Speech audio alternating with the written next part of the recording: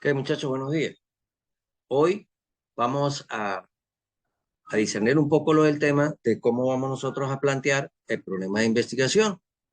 ¿Ok? Entonces, inicialmente, nosotros debemos empezar por saber qué estudiar. Como yo les decía en clase o como yo hablo con mis amigos con los que quieren iniciar esto, eh, investigar no es fácil, se hace más difícil cuando nosotros comenzamos, porque no sabemos qué es lo que vamos a investigar. Muchas veces nos preguntamos si lo que estamos investigando es muy corto o no, o es muy largo, lo que sea. Es por eso que hay ciertos fenómenos, ciertas cosas que nosotros debemos hacer para nosotros estar claros que lo que estamos haciendo es importante, es pertinente, es interesante. Inicialmente lo que debemos hacer es estudiar aquello que nos guste, que nos interese. ¿Ok? Entonces, eso lo vamos abordando en función de la carrera que nosotros venimos ejerciendo, lo que nosotros hemos abordado hasta este momento, y eso nos permitirá entonces saber qué es lo que nosotros queremos hacer. Algunos aún así, a pesar de que les gustan muchas materias y demás, pues tienen problemas en precisar si el tamaño de la investigación que quieren abordar es suficiente o no. Mi recomendación es que nos lleguemos hasta la biblioteca y revisemos las tesis de grado. Hay títulos que son bastante cortos y sin embargo son amplios en cuanto a su estructura y desarrollo. Eso les conlleva a que aterricen un poco lo que ustedes quieren hacer. Eh, lo importante de esto es saber también, por ejemplo, si el tema también es pertinente. Bueno, si es un problema que le va a dar solución a un entorno, ya con eso sabemos que es interesante y es pertinente, ¿ok? Porque está bastante actualizado. Si son temas que inclusive se abordaron con bastante antigüedad y lo queremos actualizar, pues ese tema también es pertinente y además interesante, porque cosas que ven y que se evaluaron hace tiempo, pues tratamos nosotros de investigar si eso todavía persiste o se mantienen en el tiempo. Conversaciones con nuestros amigos, debates que existan en el salón de clase, asistir a conferencias, asistir a congresos, escuchar infinidad de ponentes, eso nos lleva también a aterrizar nuestro tema de investigación. Pero lo más importante de eso es que nos guste. Eso es el inicio para hacer un tema o un desarrollo de una investigación.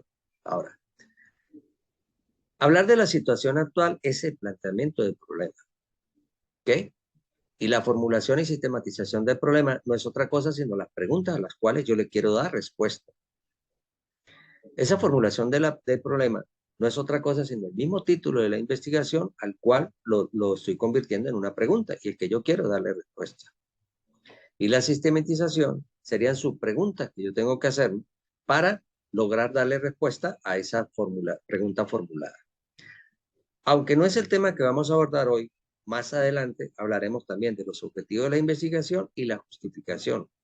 ¿Cuál el por qué yo estoy haciendo esto o cuál es mi contribución a la ciencia de mi proyecto de investigación?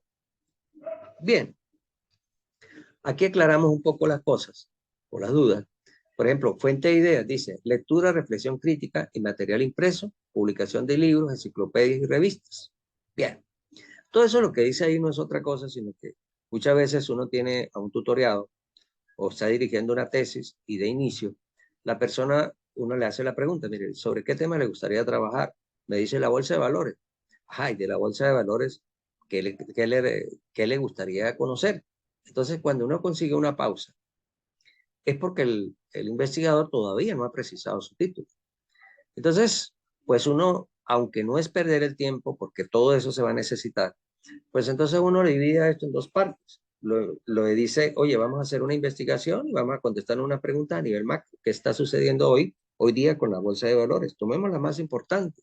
Por ejemplo, la bolsa de Nueva York, la bolsa española, la bolsa chilena, que ahorita hay un holding con la colombiana y la salvadoreña.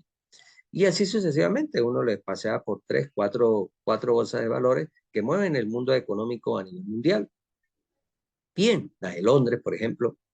Entonces, cuando él hace esa investigación, le entrega a uno los resultados sobre ciertas preguntas que uno le ha hecho y ya uno sabe que él ha investigado un poco lo que la bolsa de valores se refiere. Después entonces uno le dice, ok, todos esos problemas o esos inconvenientes que conseguiste a nivel mundial, investíguemelos ahora sobre una bolsa de valores en particular, digamos la bolsa colombiana, bolsa de valores en Colombia. Después que él da las preguntas, entonces uno le dice, ¿qué le llama más la atención? ¿Trabajar a nivel macro o a nivel micro? Entonces él le dirá a uno, bueno, a nivel macro. Entonces se hace unas comparaciones, pero a nivel mundial. Si es a nivel micro, investigamos una bolsa de valores en particular. Por supuesto, él ha pasado por infinidad de libros, revistas, algunas tesis ha leído para poder aterrizar periódicos, para aterrizar bien qué es lo que a nivel macro y micro se refiere. El participar en eventos académicos, sí, ponencias que existan en la universidad sobre temas que estén en boga, unas ponencias que se hagan con empresarios para saber cuál es la situación problemática que ellos están viviendo hoy día y de los cuales uno debería darle respuesta. Eso es interesante. Una experiencia individual y la práctica profesional, digamos que vamos a unir las dos, pues también es importante, ¿ok? Por ejemplo, en el campo laboral, ¿qué, qué situaciones se han presentado allí o se vienen presentando en las cuales nosotros pudiésemos darle respuesta? Los temas que yo estoy aprendiendo en la universidad son muy distintos a los de la práctica profesional porque los de aquí están un poco obsoletos, deberíamos hacerlo distinto. Entonces, eso pudiese llevarnos a seleccionar un tema de investigación. La actitud reflexiva en el salón de clase, por ejemplo, cuando se habla de inclusión, uno se da cuenta que los profesores tienen una cierta particularidad para enseñar a aquellas personas que son, digamos, especiales con las que son normales. Entonces, para mí, si me hago la pregunta, pero entonces sí verdaderamente estamos incluyendo o no. Inclusión son qué? Trabajar con ciegos, con personas que están discapacitadas, con personas en silla de ruedas, ¿con quién? ¿Qué es inclusión para mí? Y esos temas, pues trataríamos de romper todos esos mitos para disminuirlos. Vemos que el Estado colombiano pues está invirtiendo bastante en cuanto al tema de inclusión. Entonces, ¿es interesante? ¿Es un tema actualizado? Pues sí, pudiésemos nosotros también tratar sobre ese tema. Centros de investigación. Hay universidades que tienen departamentos de competitividad e inclusive ellos son los que suministran datos al Estado en cuanto a productos internos brutos, nacional bruto, ventas, comportamiento empresarial, importaciones, exportaciones, deflación, inflación, todos esos temas.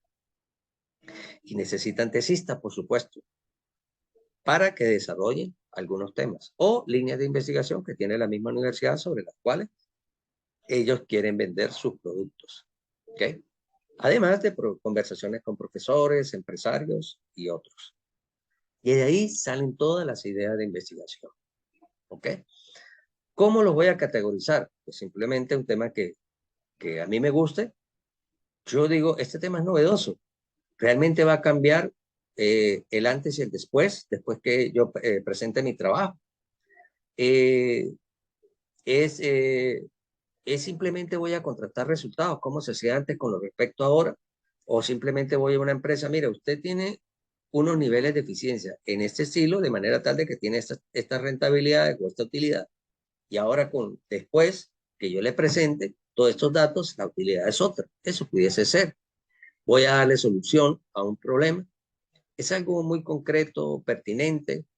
En fin, esas preguntas tengo que darle respuesta de manera tal de que yo siga aterrizando mi tema de investigación. No quiere decir que lo voy a desechar, solo como lo convierto, como voy arreglando mi título para que reúna todas estas características. La validación de los temas no es otra cosa que si es un tema que es totalmente novedoso, que poca historia se conoce sobre eso, pues básicamente yo me estoy inclinando a hacer primero entrevistas, cómo se está haciendo. Después de que yo haga las entrevistas, entonces selecciono cuáles son las variables o la categorización de, la, de las variables producto de esa entrevista. Y con eso, pues entonces yo elaboro un instrumento y lo aplico. Entonces primero hago una entrevista y luego hago mi instrumento. Es posible que también mis temas sean totalmente documentales, donde yo voy a hablar solamente de historia. Leo libros, expertos, opiniones que den lo demás. Y utilizo otras pruebas para seleccionar el documento, seleccionar los documentos, como es una prueba, digamos, de la prueba Picot, ¿sí? Donde yo selecciono un sinnúmero de artículos, 200, 300, y establezco unas categorías por cada uno de esos puntos para saber con qué me quedo y qué no me quedo. ¿Ok? Tengo que investigar el acceso a la información, si yo realmente voy a tener esa información disponible o no, sino para establecer cuál va a ser la limitación de mi trabajo. Yo pudiese tener un alcance mucho más amplio, pero el acceso a la información pues lo limita. Y el acceso a la información también va en cuanto al tiempo. Si no, pues yo limito mi investigación a un cierto punto y posteriormente seguiré investigando sobre el tema, pero a posteriori. De la entrevista ya hablamos y de la observación directa. Por ejemplo, oye, pues yo quisiera saber los reflejos de los niños en las escuelas públicas y en las escuelas privadas. Se me ocurrió ese tema. Me nace hoy día. Pues entonces yo lanzo una pelota roja, una pelota blanca, una pelota azul, grito, coloco música, esto, para ver si hay unas cualidades distintas entre los niños que tengan 2, 3 años en la educación pública con los de la educación privada, por ejemplo. Y luego establezco una hipótesis, por ejemplo. ¿Ok? Entonces, esas cosas pudiésemos hacerlo y nos ayuda a aterrizar nuestro tema de investigación y finiquito y establezco mi título. Ese título de investigación pues debe estar claro, claro y bien desarrollado y debe responder a algunos contextos, ¿no? Por ejemplo, un contexto que tiene que ver con el tiempo, el espacio y el universo. El tiempo, eh, ¿qué años voy a abordar? ¿Los últimos 5 años, el año inmediatamente anterior o el año actual? Eso en función del tiempo. Debo precisar esas cosas. El, el espacio, ¿dónde lo voy a aplicar? En las universidades de Santander, en las universidades del norte de Santander, en Colombia, ¿sí? En los países latinoamericanos, en los países del mundo. Tengo que establecer esa limitación. Entonces, hay una limitación en el tiempo, una en el espacio y otra en el universo.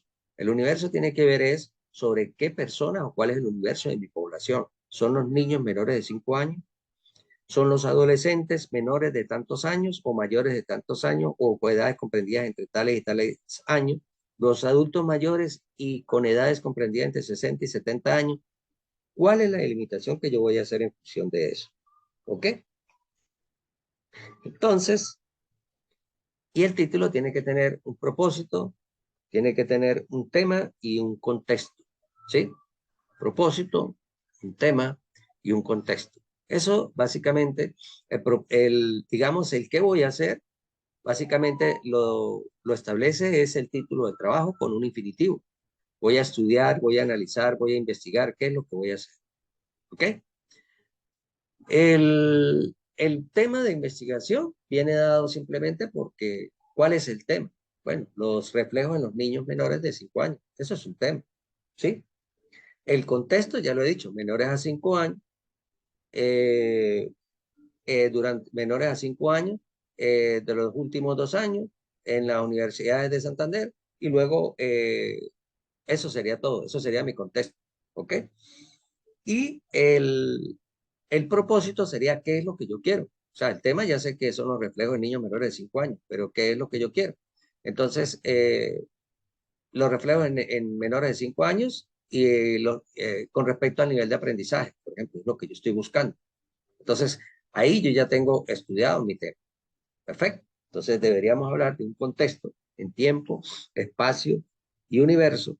Y luego, ¿qué voy a hacer con el tema? O sea, el qué, el propósito, cuál es el tema de investigación y, y más nada. O sea, propósito y tema, porque ya el contexto ya lo hemos abordado. Entonces, el qué simplemente es con un infinitivo. Diagnosticar, examinar. Claro está que esto no iría en el título de investigación, eso iría para el objetivo general, la parte del infinitivo. Aquí simplemente yo escribo el tema. Sería el propósito, tema y contexto. ¿Ok? A ver, un título cualquiera, yo tengo que saber cuál es el propósito del tema y el contexto. El propósito es los reflejos de los niños adolescentes. El propósito es los reflejos de los niños los niños menores de 5 años, perfecto, perfecto con respecto al aprendizaje. Y luego el contexto ya simplemente sería el tiempo, espacio y el universo. Eso sería. Ahora, el título como tal, básicamente son, esto debería reunir el título, pero el título como tal debería ser de la siguiente manera. Por ejemplo, sería los reflejos en niños menores de 5 años que afectan el aprendizaje. Listo, hasta ahí sería el título. No debe ser mayor a 12, 14 palabras como máximo. Y lo demás que yo le quiera agregar por referencia al contexto, debería darla en la parte inferior como un subtítulo. Entonces podría yo decir una aplicación práctica en las universidades del sur de Colombia durante el año 2023. Y ya está. Entonces, yo ya hablé el universo que son los niños menores de 5 años. Ya sé que se tratan de las escuelas del norte de Santander, por ejemplo. Y durante el año 2023. Entonces ya tengo todo lo que es el contexto. Ya sé que el propósito es los reflejos los reflejos y el aprendizaje en los niños menores de 5 años. Y lo que busco, ese sería el tema, y lo que busco sería eh, la incidencia que tienen estos reflejos sobre el aprendizaje. Eso sería. ¿Ok? Bien. Pero el título en sí, lo que queda es, como ya lo hablé, decía, los reflejos en niños menores de 5 años que afectan el aprendizaje. Subtítulo, una aplicación práctica en las escuelas del norte de Santander durante el año 2023. Chao. Ahí está todo. Bien. Ok. Ya. Ahora, de esa idea de investigación que ya nosotros tenemos plasmada, que por ejemplo estamos hablando de los niños menores de 5 años, el estudio de los reflejos de los niños menores de 5 años que afectan el aprendizaje, esa es mi idea de investigación, yo tengo que convertirlo en un problema de investigación. Entonces, dice aquí que para que una idea sea objeto de investigación debe convertirse en problema de investigación. Y problema es todo aquello que se convierte en objeto de reflexión sobre el cual se percibe la necesidad de conocer y por tanto de estudiar. ¿Ok? Bien. Entonces, dice, enunciar un problema de investigación y formular un problema de investigación. Cuando yo estoy enunciando un problema, generalmente lo que yo veo es un efecto en mi entorno. Lo que yo estoy viendo es un efecto o un síntoma. Tal cual como en medicina se dice cuál es el síntoma del paciente, es lo que usted está percibiendo en ese momento. Después el médico se va a los causales. ¿Y qué lo originó? Lo originó esto, esto, esto y esto. Pero seguimos hablando de problemas. Ajá, ¿y qué pasa si no hacemos nada? Si el paciente se nos muere, tendremos que amputarle una pierna, un brazo, lo que sea. ¿Sí? Ese sería el pronóstico. Tenemos que actuar rápidamente. ¿Sí?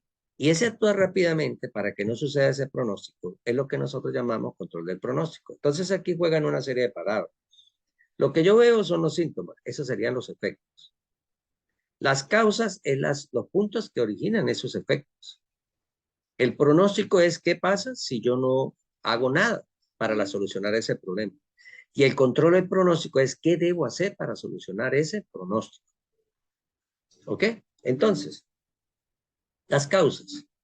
Ajá. ¿Qué origina un determinado problema y cuáles son los efectos que ocasiona? Entonces, si yo juego con esa palabra, yo tendría que decir que cada causa tiene que estar relacionada al menos con un efecto. Cada causa debe estar relacionada al menos con un efecto. O cada efecto debe estar relacionada al menos con una causa. Lo que quiere decir también que una causa puede originar diferentes efectos, pero sí tiene que haber relación entre una y otra. No puede haber una causa sin un efecto, no puede haber un efecto sin una causa. Okay. La idea de antes de ponerme a escribir, ¿sí? Que después tenga que mejorar mi escrito o algo por el estilo, es, es hacer como una receta de cocina. Ya tengo mi idea de investigación, luego en una tabla de Excel o en una de Word, pero con columnas. En la primera columna voy a escribir cuáles son las causas de mi problema. Y trato de enumerarlas todas. 10 causales, 20 causales, todas las causas. Luego empiezo a leer las causas y escribo los efectos que origina esa causa. Si la siguiente causa origina el mismo efecto, pues simplemente la cruzo con una flecha. Esta causa también origina este efecto y así sucesivamente. Ah, que pueden haber 3 causas que originan un efecto. Perfecto. Eso está bien, pero no pueden ir aislados. Una causa y un efecto. ¿Ok? No, perdón. Una causa sin un efecto o un efecto sin una causa. Bien, entonces, ¿qué estoy diciendo con esto? En la primera columna ustedes van a hacer en una estructura allí, van a escribir todas las causas y en la segunda van a escribir todos los efectos que la ocasionan. En una tercera columna, ustedes se van a hacer la pregunta que dicen, ¿qué pasa si yo no hago nada con esto? Entonces tiene que haber un pronóstico. Si estamos hablando de una crisis social en un matrimonio, pues puede haber un divorcio. Ese sería un pronóstico. ¿Ok? Estas personas se van a divorciar. Un paciente que no se controle la diabetes, que no se controle el azúcar, lo que sea, pues ese paciente, ¿sí? Si no se controla eso, va a pasar lo siguiente. Ese sería mi pronóstico. ¿Ok? Las causales y los efectos ya los he enumerado. Y voy en la tercera columna. La cuarta columna que voy a elaborar en esa estructura sería el control del pronóstico. ¿Qué debo hacer? ¿Cuáles son todas las alternativas de solución que existen para controlar ese pronóstico? O las que yo conozca. Eso me lo va a permitir es la lectura que yo estoy haciendo sobre el tema. Entonces enumero todos los control del pronóstico para solucionar ese pronóstico. Las alternativas de solución para ese pronóstico. Y después que yo tengo ese pronóstico, es donde voy a seleccionar con qué me quedo, dónde está mi tema de investigación. ¿Ok? Y en ese control de pronóstico debería estar mi trabajo de investigación. ¿Qué quiero decir con este control de pronóstico y mi tema de investigación? Que es posible que mi tema de investigación solucione todo el problema. También es probable que solucione una parte del problema. Entonces luego lo aclaro en la justificación porque yo me quedé con una parte y no con todo. Puede haber una limitación de tiempo, de espacio, o simplemente porque es lo que me llamó más la atención. Todo eso es válido. Pero sí debe estar dentro del control del pronóstico. Y en el control del pronóstico debería estar absolutamente todo. Hay una parte que dentro de la misma universidad lo he visto, que lo colocan dentro del control de pronóstico, pero no es un control de pronóstico. Es que le piden al investigador, ¿y usted qué aporte va a dar a la investigación, a la universidad? ¿Cuál va a ser su aporte de la investigación? Bueno, yo voy a enriquecer la ciencia porque hay un tema que es poco explotado hoy día y considero que esto debería abordarse por esto, por esto y por esto. Tres circunstancias, cuatro circunstancias. Pero eso sería digamos, una columna adicional donde yo diga aportes a la investigación. Voy a dejar para la universidad un artículo reflexivo publicado en la revista de la misma universidad para que se conozca un poco más el tema. Bien, muy bien, perfecto. Esos serían los temas. Y lo que nosotros vamos a evaluar en un esquema. ¿Ok? Hasta el momento yo no les he dicho que escriban nada, pero eso es lo que hay que hacer. Entonces, lo que sí les voy a decir es que cuando se sientan a escribir, ya tienen el primer recetario, que es esta estructura que estamos hablando, donde habla de las causas, los efectos, el pronóstico, el control del pronóstico y lo que yo voy a aportar después de mi investigación. Listo, tengo esa parte allí. Tengo que buscar, por ejemplo, en Google o en cualquier libro, todos los tipos de conectores que existan entre párrafos, porque eso me va a ayudar a redactar y no utilizar muletillas al escribir, que diga sin embargo, sin embargo, sin embargo, sin embargo, no obstante, no obstante, no obstante, en todo el temario de lo que yo estoy escribiendo. Eso me va a ayudar a cambiar un poco la forma de escribir. ¿Para qué también sirven estos conectores? Porque usted no puede cortar la escritura de lo que está presentando. Entonces, los párrafos tienen que haber una salida y una entrada, ¿sí? En otro orden de ideas, ¿sí? O una vez evaluado lo relacionado con tal cosa, ¿sí? Es necesario que abordemos ahora lo siguiente, ¿ok? Los aspectos que usted va a abordar ahora. Esos son conectores que permiten dejar un párrafo a un lado y entrar en otro, ¿ok? Cuando usted redacta de esa manera, usted tiene 1000 hojas, 2000 hojas escritas y las lee en un momentico, porque usted no va a cansar al lector. Mientras si usted hace muchas pausas, punto y coma, punto y aparte, y agarra otra idea y no me quedó clara la idea anterior, no sé si una cosa está hilada con la otra, entonces eso conlleva a que el lector no perciba bien lo que usted quiere decir o la idea de su investigación. Esos conectores también nos permiten, ¿ok? Abolir, digámoslo así, los títulos de investigación, ¿sí? Imaginariamente. Todo trabajo tiene título y subtítulo, eso es cierto, ¿ok? Pero usted tiene que escribir de manera tal de que permita una secuencia en forma tal también, que si usted omite el título, usted lo puede leer tranquilamente. Para eso tiene que darle cierre a un párrafo y entrada al otro, ¿sí? Una vez hablado los reflejos cognitivos en los niños menores de 5 años, es necesario, conocer otros tipos de reflejos que también sobre el aprendizaje tienen sus efectos, como es el caso digamos, de los reflejos materiales, por decirte algo. Estos reflejos materiales, sin duda, afectan notoriamente el aprendizaje a cuanto aspectos tales como Tata y los nombra. Yo no corté los párrafos. Yo me despedí de un párrafo que ya lo estaba explotando. Me despido de ese párrafo y entré a otro. Pero entre párrafo y párrafo tiene que ir un título que se van a llamar reflejos materiales. ¿Ok? Y así sucesivamente sigue escribiendo hasta el final. Entonces no va a haber inconveniente en función de eso, en función de la lectura. Para eso se utilizan los conectores. Y así es que se redacta la salida de un párrafo y la entrada en el otro. Y usted si quiere, coloca un dedo, digámoslo así, y voy a hablar criollo aquí también, tapando el título del trabajo y lo lee y no pasa nada, lo lees tranquilamente, porque hay una conexión entre un párrafo y el otro. Eso es lo que hay que buscar cuando escribimos. Lo otro que he visto en el planteamiento de problemas en algunas tesis es que no tienen un orden y la metodología es un orden. Entonces uno pregunta, oye, mira, el diagnóstico lo tienes, o sea, todos los causales lo tienes. Yo no vi el pronóstico en el trabajo. Sí, profesor, estaba empezandito el trabajo, pero es que el pronóstico no va empezando el trabajo. El pronóstico se escribe después de que usted señale primero las causas, todas en párrafos continuos. Después los efectos, también en párrafos continuos. Después si viene el pronóstico y luego el control del pronóstico. En el planteamiento, cuando uno está escribiendo la formulación del problema, eso no se escribe el título, ¿ok? Pero sí se tiene que percibir allí que eso está. Ahora, ¿cuál es el esquema de una formulación del problema? Bueno, ya tienes el título sería el problema.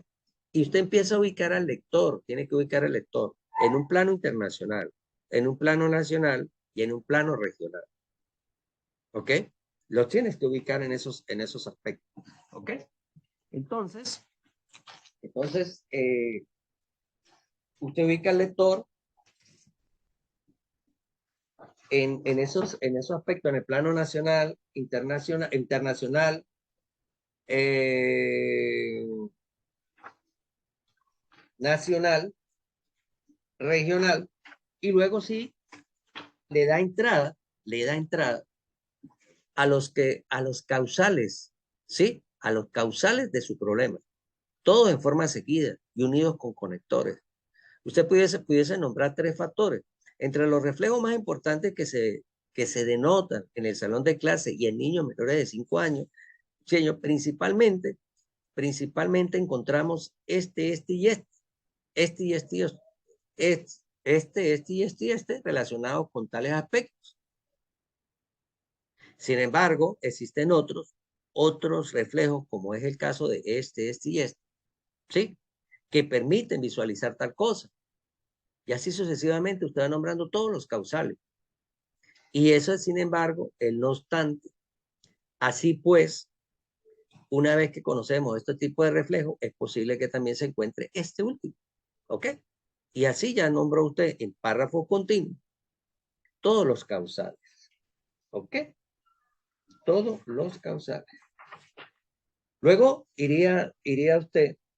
iría con lo que se refiere a los efectos, ¿sí? O a los síntomas. ¿Ok? Algunos nombran la palabra efecto y otros no la nombran, ¿sí? Esto conlleva a unas leves consecuencias que inicialmente trataremos en función de tal cosa. Ya está nombrando efectos, ya nombraste las causas y los efectos, ¿ok? Después de que nombres todos los efectos similares como nombraste las causas, vendría el pronóstico. El pronóstico. ¿Qué pasa si yo no hago absolutamente nada? ¿Cuál sería la situación problemática que se presenta allí? ¿Ok? Hasta ahí vamos. Tres aspectos que tenemos que cuando lo estamos redactando. Luego de esto vendría el control del pronóstico, pero antes de eso, entre el pronóstico y el control del pronóstico, si usted lo va a aplicar, lo va a aplicar en una universidad o en una escuela en particular, usted tiene que presentarlo, porque no olvidemos que estos temas van a estar en el Google académico y posteriormente son consultados en otros países en el mundo. Entonces, nosotros sabemos que es la UDES, pero en otro país no. Nosotros sabemos el tamaño de la universidad, en otro país no. Entonces el lector no va a dejar de estar leyendo lo que ustedes le están escribiendo para irse a consultar en el Google académico y mirar a ver quién es la Universidad UDES. O dejarle en mente, cónchale, pero este muchacho será que aplicó una buena muestra, esa universidad es importante, es pequeña, es grande, ¿de qué se trata? Entonces, en esas dos líneas, entre uno y el otro, podemos ubicar dos líneas no más, donde presentemos la universidad si en caso de la UDES, por ejemplo. Ok, esta situación problemática, ¿cuál es la situación problemática? Los causas y los efectos y el pronóstico, causa, efecto y pronóstico. Ok, porque lo demás es solución, causas, efectos y pronóstico. Esta situación problemática no escapa de las universidades en el mundo. ¿Dónde se encuentra? La Universidad de Santander, UDES, cuya capacidad es de 5.000, cuya capacidad actual es de 5.000 personas aproximadamente, entre alumnos, profesores y personal administrativo. ¿Ok? Entonces ya con eso, solamente con eso, ellos se dan cuenta cuál es el tamaño de la universidad. Y más adelante, cuando apliquemos un instrumento, van a decir, pero para una universidad de 5.000 personas, que aplique una muestra de 45 o 40 personas, eso no sirve. ¿Me explico? Pero si ya usted habla de 1.000, de 500, de 800, ok. Entonces, dependiendo de eso, también ellos se dan cuenta del por qué usted limita un trabajo. Mira, yo solo lo voy a aplicar en el personal administrativo. Ellos dirán, oye, sí, es mejor porque abordar 5.000 personas no terminaría nunca. ¿Ok? Cosas como esas. Entonces, retomando todo, un contexto interno, para ubicar al lector, un contexto internacional, nacional, regional o local. Luego llego a las causas, sigo con los efectos, pronóstico, control de pronóstico. Y por último, tengo que hacerme unas preguntas que son a nivel general y a nivel específico. O unas preguntas que a nivel general también se llama formulación del problema y las específicas que se llama sistematización del problema. La pregunta general nace del título, ¿sí? O sea, y las conviertes en preguntas. Entonces, si yo quiero, digamos, los reflejos en los niños menores de 5 años que afectan el aprendizaje, así yo tendría que decirme, por ejemplo, esta formulación de problema, ¿qué reflejos afectan el nivel de aprendizaje en los niños menores de 5 años en las escuelas del norte de Santander? Y cierro mi signo de interrogación. Cuando yo me voy a hacer las preguntas específicas o sistemáticas, yo tengo que preguntarme, ajá, ¿qué está preguntando aquí? Él está preguntando por reflejos y está preguntando por el aprendizaje. Y luego me está diciendo que qué incidencia tienen los reflejos sobre el aprendizaje. Ah, perfecto. Entonces tengo que hacer tres preguntas. Una, que diga qué reflejos, que me hable solo de reflejos. ¿Ok? Ajá. ¿Qué reflejos que son frecuentes en los niños menores de 5 años? Punto. Ajá. ¿Cuál es el nivel de aprendizaje en los niños menores de 5 años en las escuelas de Colombia o del norte de Santander, donde usted está delimitando el trabajo? Entonces ya tiene esas dos. Y la tercera pregunta es donde relaciona las dos primeras, que usted está diciendo, entonces, ¿qué reflejo afectan los niveles de aprendizaje en los niños menores de 5 años en la escuela del norte de Santander? Y ya tienes tanto la formulación del problema como la sistematización del problema. Y esta sistematización va a responder a la pregunta problema o la formulación del problema. Y esta formulación del problema se desprende del título del trabajo. ¿Ok? Hasta ahí vamos en orden, ¿sí? En ese orden se tiene que escribir. No se pueden saltar causas arriba y colocarlas abajo ni nada por el estilo. Por eso es necesario hacer primero el esquema y después ustedes lo desarrollan. ¿Cuántas hojas debemos abordar aquí? Para el planteamiento del problema deberíamos abordar entre 4 y 5 hojas. 5 hojas para ser más exacto. Ajá. ¿Cómo empezaríamos nosotros a redactar si ya sé el esquema? Entonces ustedes redactan con sus propias palabras inicialmente. Lo redacten inicialmente con sus propias palabras. Es posible que ustedes lleguen a una sola hoja. Ya le faltarían 4. ¿Cómo vamos a conseguir las otras cuatro hojas? Pues con citas de autores. Porque es que también aquí, en metodología de la investigación o en investigación, uno pues no afirma nada, porque para eso se está investigando, para afirmar que lo que hemos leído, lo que yo estoy diciendo es cierto. Entonces tengo que sustentarlo con autores. Para citar, a nivel de salud se utilizan las normas Vancouver, y a nivel de, digamos, de otras carreras se utilizan las normas AP. Es lo que suele utilizar la universidad en estos casos. Básicamente es lo mismo, solo que Vancouver cita con números, y las normas APA pues ya la ha modernizado y está trabajando con nombres, ¿ok? Nombres y páginas, pero para citar es básicamente lo mismo. Las normas Vancouver al citar se cita con un número distinto cuando usted nombra un nuevo título, un nuevo trabajo, una nueva investigación para un determinado autor, pero si sigue mencionando el mismo, repite los números. Si usted arriba tiene el número 1 y 10 hojas más adelante tiene el mismo autor, pues entonces coloca el número 1 otra vez. O sea, cita por autores o por publicación, por autores y publicación en Vancouver. Pero en las normas APA no. En las normas APA, cada vez que usted cambie de página, se habla de un capítulo, se habla del mismo título. Así tienes que citar de manera distinta.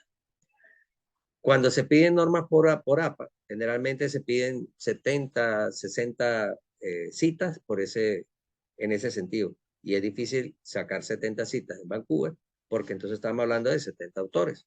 ¿Ok? Esa es la diferencia entre uno y otro. De todas maneras, ese material yo se los hago llegar para que ustedes vean cómo van a citar. Ahora bien, la explicación generalmente del investigador viene después de la cita. ¿Ok? Es posible que yo llegue y tenga una afirmación allí, como yo ya la firmé, pues entonces la refuerzo con una cita de un autor o varios autores. No hace falta o no se estila o está mal citar que dos autores digan exactamente lo mismo y yo escriba lo que dijeron los dos. ¿Para qué si están diciendo lo mismo? Yo lo que tengo que decir, me quedo con una sola cita, la del autor que más me guste, y si otro autor está opinando lo mismo, simplemente voy a escribir opinión compartida por el autor tal. Pero si, por ejemplo, otro autor, además que comparte esa opinión, le agrega algo más, dice, esta opinión es compartida por Díaz N. 2023, quien además de lo escrito, afirma también que los reflejos en los niños menores de 5 años eh, que afectan el aprendizaje se encuentra tal cosa. ¿Ok? Listo. Si hay alguien que contradiga todo lo que nosotros hemos dicho, pues también hay que escribirlo. Es decir, todas estas opiniones son contrarias a lo mencionado por tal autor, quien afirma que esto, el cambio o el entorno de hoy día ha cambiado los reflejos en los niños menores. Y el más importante sigue siendo este. ¿Sí? Eso es. Quien dice lo mismo y quien dice algo distinto. Quien diga lo mismo lo colocas en unos párrafos y el que diga algo distinto lo colocas en el siguiente. Y después de que usted coloque esas dos cosas, entonces si viene la explicación de la cita, de lo que usted piensa. En este sentido, podemos decir que los reflejos que afectan al niño y al adolescente no es otra cosa que esto y esto. Esa es la opinión suya. Pero entonces cuando uno lee un escrito, pues se denota que es de esa manera. ¿Ok? Entonces, de esa manera tenemos que escribir todo nuestro proyecto. ¿Ok? Hay que intentarlo hacer y ya cuando uno la primera la pasa, las demás pues siguen siendo igual. ¿Ok? Entonces, aparte de que nosotros hablamos de un esquema que tiene que llevar un orden eh, a nivel internacional, nacional, regional o local, las causas, luego siguen los efectos, el pronóstico, control de pronóstico, luego viene la formulación y la sistematización del problema. Ahí termina mi problema. Tengo que rellenar 5 hojas. ¿Cómo la voy a rellenar? Con citas. No pueden haber afirmaciones mías en esto. Tienen que haber explicaciones de citas. no afirmaciones mías. Las afirmaciones tengo que buscar quién lo dijo, cómo lo dijo. ¿Ok? Y buscar varios autores hasta que yo llegue a mis 5 hojas. ¿Cuál es el tamaño del trabajo? Generalmente puede ser en Arial o Times New Roman, cualquier tipo de esta letra, a 1.5 o doble espacio, según lo que diga la norma APA en este momento. ¿Ok? Quienes estén explicando con APA. Y el tamaño sí sigue siendo 2,5 por cada lado. 2,5, podemos utilizar 2,5, 1,5 en espacio y, y utilizamos sangría, ¿ok?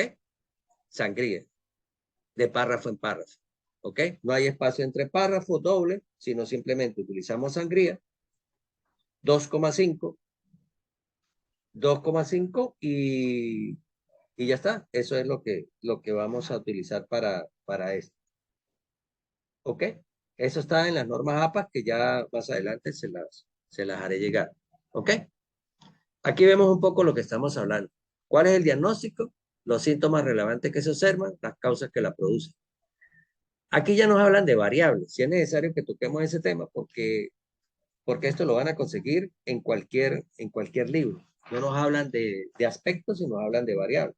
Entonces, por ejemplo, yo les colocaba como era viernes y demás, yo le decía a los muchachos, ok, mira, si por ejemplo hay un señor que está ingiriendo licor ahorita,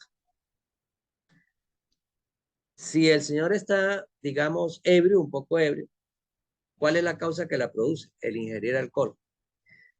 Que esté más o menos ebrio es la cantidad de alcohol que está ingiriendo en ese momento. Entonces, ¿qué es lo que sucede?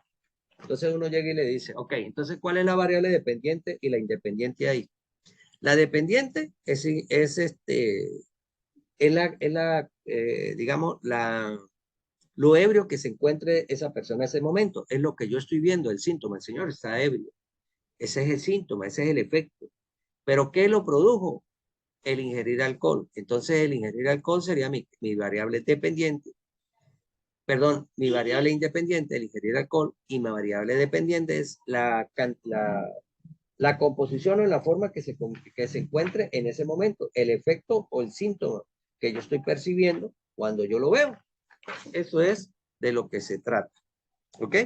En este caso, todas las causas que ustedes estén colocando vendrían siendo las variables independientes y las síntomas o las consecuencias o los efectos serían las variables independientes.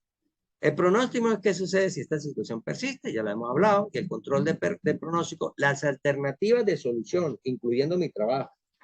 Las alternativas de solución, incluyendo mi trabajo. ¿Ok? Bien. Luego dice por aquí la formulación y la sistematización del problema, que es la pregunta general, que esa la tomamos, que esa pregunta la vamos a tomar del título del trabajo y la convertimos en pregunta. Y la sistematización del problema la vamos a usar o la vamos a determinar en función de esa pregunta general, en función de esa pregunta general y qué variables son las que contribuyen con eso. Cuando hablábamos de los niños menores de 5 años que afectan el aprendizaje, pues estamos hablando de los reflejos para hacer una pregunta. ¿Que afectan el aprendizaje? Pues sería la segunda pregunta. Y como es una incidencia de una sobre la otra, entonces tendríamos que buscar una tercera pregunta que diga qué efectos influye, qué efectos o qué reflejos influyen en el aprendizaje. Esa sería la tercera pregunta. ¿Ok? Bien. Ok, estos son los aspectos que estábamos hablando nosotros hace un momento. Dice qué aspectos influyen en la formulación del problema. Entonces tenemos el tiempo, que es posible, porque hay que limitarlo, ¿no? ¿Qué debo abordar o qué debo abordar? Dijimos que lo podemos colocar como un subtítulo, ¿ven? Algunos trabajos no lo contemplan, simplemente se limitan a colocar 12 palabras, 14 palabras y ya está. Y lo demás lo colocan en el objetivo general, que en el objetivo general si no tenemos limitaciones en la escritura. Pero sí el proyecto de investigación tiene que estar limitado en cuanto al tiempo. ¿Ok? ¿Qué año va a abordar usted? Los últimos 5 años. El año que estoy trabajando hoy día. ¿Qué tiempo es el que usted va a tomar allí para el desarrollo de su investigación? El espacio, el área geográfica, voy a tomar solo la Universidad de Santander, voy a tomar todas las universidades públicas de Colombia, las universidades públicas del norte de Santander, las universidades privadas, ¿qué voy a utilizar allí? Las escuelas públicas, las escuelas privadas, X. Y el universo se encarga de la población. En ese caso hemos hablado de los niños menores de 5 años. ¿Ok? Ese va a ser mi universo. Entonces, esas tres cosas deben estar plasmadas en el objetivo general, sí, porque sí. Y en el título del trabajo, generalmente lo escribimos como un subtítulo, porque si no, el título se hace muy grande y sobrepasa el límite que es el adecuado, que en este caso serían 12, 14 palabras. ¿Ok? Y si no escribimos ese subtítulo, sí ese subtítulo debe estar inmerso en el objetivo general del problema. ¿Ok? Ajá, aquí hay algunos ejemplos. Por ejemplo, dice, la empresa Manufacturas de Colombia, en el análisis de sus operaciones, presenta un descenso del volumen de ventas con respecto a periodos anteriores. Para el año analizado, la empresa muestra una alta rotación de conformación de la fuerza de venta. Por otro lado, en el mercado aparecen empresas competidoras que ofrecen productos similares y a un precio más bajo que lo de Manufacturas de Colombia. Entonces, ¿cuáles son los síntomas o efectos? Lo que yo estoy viendo es la consecuencia. Hay un descenso del volumen de venta. ¿Cuáles las causas que lo originan? La fuerza de venta, la competencia y el precio de los productos. Son las variables que yo tengo que hacerme preguntas sobre esas, primero para la sistematización del problema. Y eso más adelante, cuando lo veamos, lo vamos a convertir en objetivos específicos. ¿Qué es el pronóstico? Estos síntomas pueden llevar a la empresa a perder participación en el mercado, lo cual afectará en sus utilidades y beneficios de la operación. ¿Qué debo hacer para contrarrestar esto? ¿Cuál es mi control de pronóstico? ¿Cuál determinará la necesidad de definir nuevos canales de distribución, incremento en la fuerza de venta y estrategia de mercado? Bien, así es más o menos lo que yo tengo que ir analizando y lo que yo posteriormente voy a escribir en ese cuadro esquemático, ¿okay?, que hablamos. Aquí hay otros ejercicios que quisiera que lo leyeran. Vamos a ir a ver este. Dice, si se tiene interés en conocer la influencia de las medidas económicas del gobierno en la actividad empresarial, enunciar el problema consiste en contar o narrar en qué consisten las medidas económicas, mostrar qué llevó al gobierno a tomarlas, mencionar la actitud de los empresarios al respecto y la opinión de los expertos del tema. Ajá. Ok, ¿cómo afecta la medida económica del gobierno a la actividad empresarial? Entonces aquí estamos hablando de medidas económicas y de actividad empresarial. Entonces aquí, ¿afectan las políticas del gobierno en toda la actividad empresarial? ¿Cuáles sectores de la economía afectan? ¿Qué piensan los directivos de las empresas? ¿Sí? Entonces, si quisiéramos hacer otro tipo de preguntas, yo haría preguntas, por ejemplo, ¿cómo afectan las medidas económicas del gobierno en la actividad empresarial? Tienen que ver qué medidas económicas implementó el Estado. ¿Sí? Que sería esto. Ajá, ajá. ¿Cuál es la actividad empresarial hoy día en Colombia, por ejemplo, si lo quiero hablar de Colombia? Y la tercera sería, ¿cómo afectan estas medidas económicas a la actividad empresarial? ¿Ok? También puede ser en ese sentido, que básicamente es similar a las preguntas que están plasmando allí. Ahora, aquí ya estamos hablando de los objetivos, lo vamos a dejar aquí por el momento, pero sí quisiera mostrarles otras cosas, que es lo que me interesa, que me presenten la formulación del problema. Aquí, por ejemplo, vemos un trabajo de uno de los estudiantes aquí de la universidad. Dice, relación entre la identidad y participación ocupacional en el rol productivo de los inmigrantes venezolanos. Entonces, él tiene algunas variables aquí. Dice la identidad, la participación ocupacional y esas, ¿cómo afecta al rol productivo de los inmigrantes venezolanos? ¿Ok? Ese es su título. ¿Ok? Entonces, ¿dónde está delimitado el trabajo? Va a hablar solo de los inmigrantes venezolanos. Que venga de otro país no me interesa, son los venezolanos. Y va a tocar tres variables: la identidad, la participación ocupacional y que se trate de los inmigrantes venezolanos. En este título, como ven, no lo ha delimitado en el tiempo, ¿sí? El espacio tampoco me lo ha dicho, porque los inmigrantes venezolanos, eh, son aquellos que se quedaron en Colombia, pero no me ha dicho de qué frontera, si son todos los que son inmigrantes venezolanos, tampoco me ha dicho de qué año a qué año, simplemente que sean inmigrantes venezolanos. ¿Ok? Y el universo sí, está hablando de los inmigrantes venezolanos, pero todo aquel que sea inmigrante, que no haya nacido en Colombia, ese me sirve. ¿Sí? Es lo que quiere decir él aquí con esto. ¿Ok? El trabajo se le amplía por esa razón. De relaciones de entidad y demás. Aquí está la persona que lo hizo, ¿sí? Cuáles son las carátulas y demás que tiene que presentar este trabajo. Entonces vamos a ver algunas cosas. Dice, por ejemplo, A través de la historia, los movimientos poblacionales de un territorio a otro han traído consigo diversas problemáticas vinculadas con aspectos socioeconómicos y de salud. Bien, ya sé más o menos, él me está ubicando aquí, qué es lo que él quiere. Dice, estos aspectos son recurrentes en los países del mundo, ya aquí me está hablando a nivel internacional. Por ejemplo, a nivel internacional, según indica X, la plataforma Europa, pero entonces, este tipo de citas que están aquí son citas malas. Los investigadores la llaman como citas malas. Una cita buena es que tenga un autor y una fecha, un autor y una fecha. Pero si habla de Wall Street, no, no, no. Queremos, eso es muy amplio, porque una institución por sí sola no habla, hablan son las personas. ¿Quién dijo esto? Es lo que tenemos que buscar. Personas que hablen sobre un tema en particular. Ah, que lo dijo la revista no sé qué, pero en esa revista alguien lo escribió. ¿Quién lo escribió? Si no, pasa a ser una tesis mala. Y cuando yo estoy haciendo un artículo de publicación, por eso lo rechazan, porque dicen, estás utilizando muchas citas malas o ambiguas. Eso es todo, que no tienen sentido. ¿Ok? Y tener sentido es que diga quién lo dijo. Este en lo cierto, ¿no? Pero quién lo dijo. ¿Ok? Dice, asimismo otros países que registraron grandes porcentajes de migrantes, sobre todo Eslovenia, y establece todo a nivel internacional. ¿Ok? Entonces aquí él va redactando todo su problema a nivel internacional, qué está pasando con eso, y aquí empieza. En Colombia, según los últimos datos publicados por la Organización de las Naciones Unidas, ONU y tal, y entonces ya está hablando a nivel nacional. ¿Ok? A nivel nacional. Sigue hablando a nivel nacional, ¿sí? Y luego establece a nivel regional. Dice, sin embargo, la búsqueda de mejora en la calidad de vida del inmigrante sufren cambios eventuales antes de su condición final. Tal es el caso del malestar competitivo. Ok, pero vamos a leer un poquito más atrás.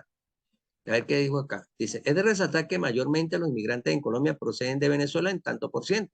Además, esta cifra se ha venido reincrementando en los últimos 10 años y no se queda en valores absolutos, no sé tanto. Habitantes de la Unión Colombia como el destino final para mejorar su calidad de vida. Pues aquí no tocó el plano regional porque se está quedando hasta ahí, ¿sí? Hablando de los inmigrantes venezolanos, independientemente si es por la frontera con Cúcuta o inmigrantes venezolanos, de donde vengan, si es por el Falcón, por la Grita, por donde sea, dice. Dice, ahora bien, dentro de estos factores exógenos no se puede dejar de lado el riesgo de la pérdida de identidad ocupacional. Ya empieza él a hablar, ¿sí? Ha hablado en un sentido y ahora está hablando de la otra variable que tiene dentro de ese título, que es la identidad ocupacional. Esta pérdida que se visualiza en tres aspectos resalta inicialmente las condiciones materiales, es decir, el mercado de trabajo, el sector de actividad, acceso a vivienda y los sectores de servicios sociales. Aquí ya básicamente está hablando de subdimensiones de esa variable. ¿Ok? En primer escollo muestra dificultades como la competencia ya comentada con las personas autóctonas y los diferentes recursos que ofrece el país, tales como acceso a la vivienda, trabajo y vida. Y resalta el problema y está resaltando dentro del diagnóstico y está hablando todo el sinnúmero de causales que nosotros necesitamos.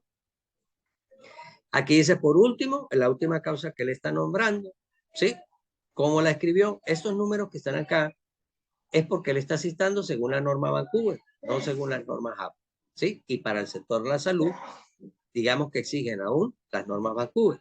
Dice, esta situación problemática lleva consigo algunos efectos. Aquí ya va a hablar del pronóstico, ¿ok? Perdón, de los efectos, ¿ok? Tenemos los causales. Dentro del diagnóstico, las causas ya las mencionó, ahora está hablando de los efectos. O sea, aquí nombra todos los efectos. Y luego aquí en esta parte, en este orden de ideas, el mantener esta situación problemática, ya está hablando del pronóstico. ¿Qué pasa si no hacemos nada?